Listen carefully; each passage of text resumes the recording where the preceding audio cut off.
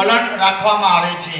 તો તેનો ચિતાર આપતો એક પાત્રીય અભિનય લઈને આવે છે ધોરણ 7 ની બહેન, જેના શબ્દો છે બેટી બચાવો।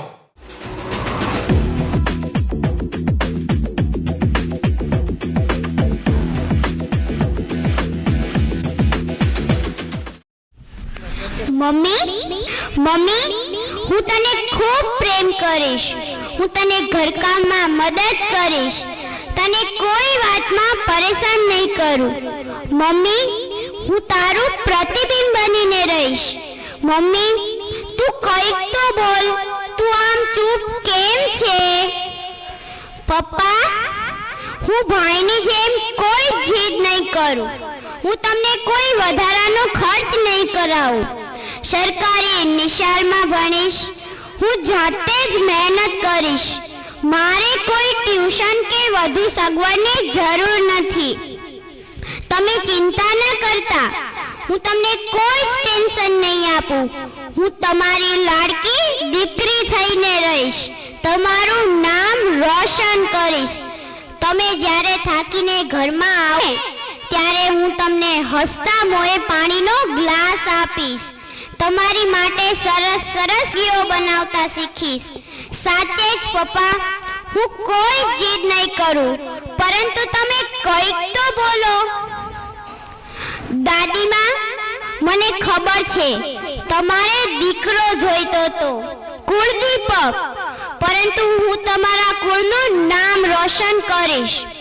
હું દરરોજ તમારી સેવા કરીશ, રાત્રે તમારા પગ દબાવી આપીશ।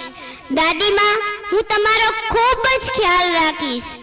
બા, તમે પણ એક સ્ત્રી જ છો, મારી મમ્મી પણ એક સ્ત્રી જ છે, તો પછી મારી સાથે આવો ભેદભાવ કેમ? કેમ તમે લોકો કંઈ બોલતા નથી? દાદાજી, તમે તો આ ઘરના વડીલ છો, તમે તો કંઈક બોલો। તમે તો આ બધાને સમજાવો।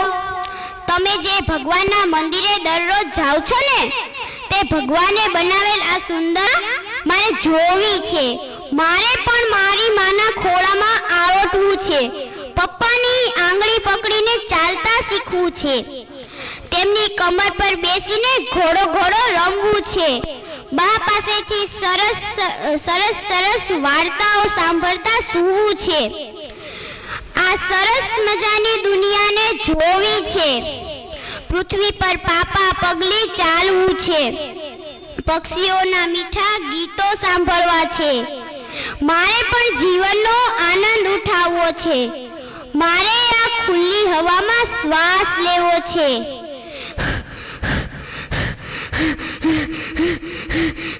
મમ્મી બચાવો, પપ્પા બચાવો, મને બચાવો, બા દાદા બચાવો, બચાવો, મારે પણ જીવવું છે।